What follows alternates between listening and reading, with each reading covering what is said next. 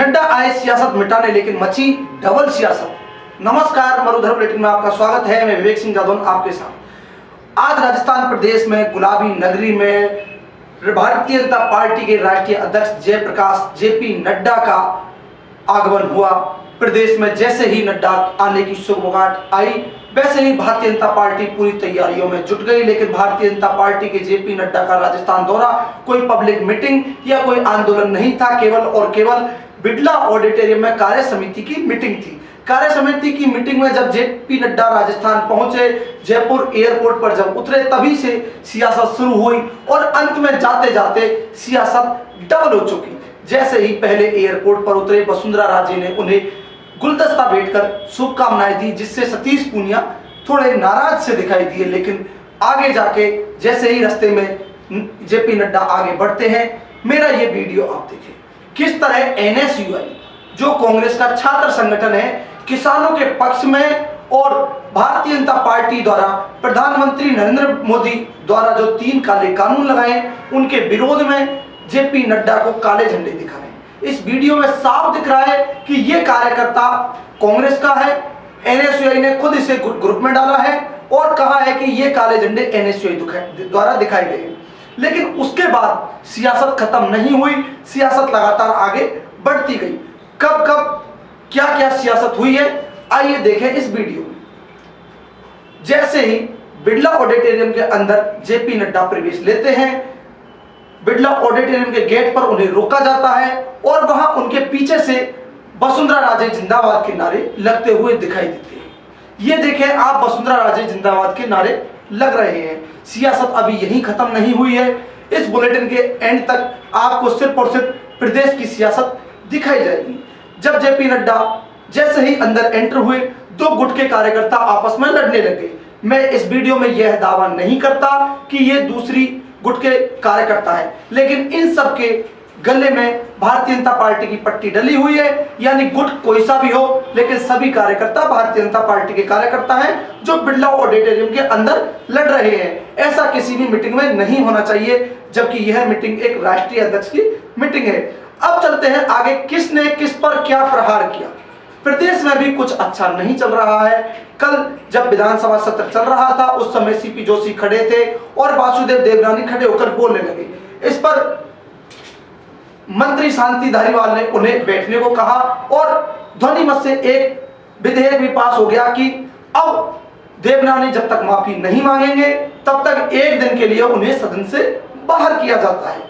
लेकिन इस चीज की जानकारी जेपी नड्डा को थी और जयपुर के दोनों ही सांसदों को नहीं थी।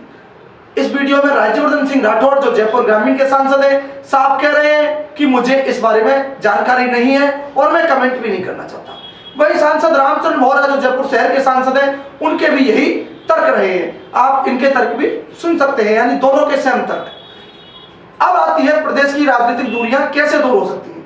जब जेपी नड्डा भाषण दे रहे हैं तो आप मरुधर बुलेटिन के इस एक्सक्लूसिव भाषण में सुन सकते हैं कि वो खुद दूरियां बढ़ा रहे हैं। उन्होंने सीधा नहीं, लेकिन प्रहार करते हुए इतना तो कह दिया कि हमें किसी दूसरे को भी आगे बढ़ने का मौका देना चाहिए, खुद ही को बार बार एक पद की लालसा नहीं करनी चाहिए।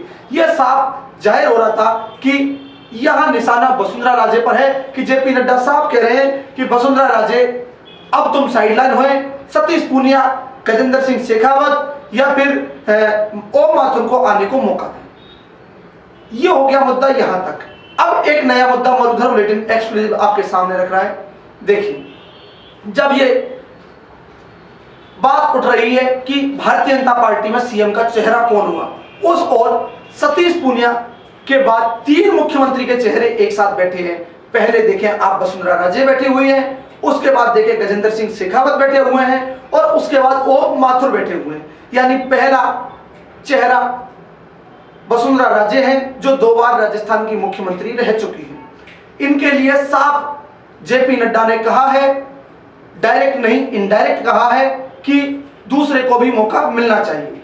दूसरे हैं गजेंद्र सिंह शेखावत, जिनकी पिछली बार से लेकर अब तक कई बार चर्चाएं सीएम बनाने की चल चुकी हैं और आज भी चर्चाओं में है। उसके बाद है ओम प्रकाश माथुर, जो आज भी राज्यसभा सांसद और पूर्व भारतीय जनता पार्टी के राष्ट्रीय उपाध्यक्ष हैं। तीनों चेहरे हैं, लेकिन अभी तक क्लियर नहीं हुआ है। मरुधर बुलेटिन ने किन किन से बात की है, क्या क्या बात की है, सभी ने यही कहा है गुटबाजी नहीं है। पहले दिया कुमारी से बात की, उन्होंने कहा कोई गठबाजी नहीं है। उसके बाद गुलाबचंद कटारिया से बात की, उन्होंने कहा गुटबाजी नहीं है। उसके बाद राजेंद्र सिंह राठौड़ जो नेता प्रतिपक्ष हैं उनसे बात की, उन्होंने कहा गुटबाजी नहीं है।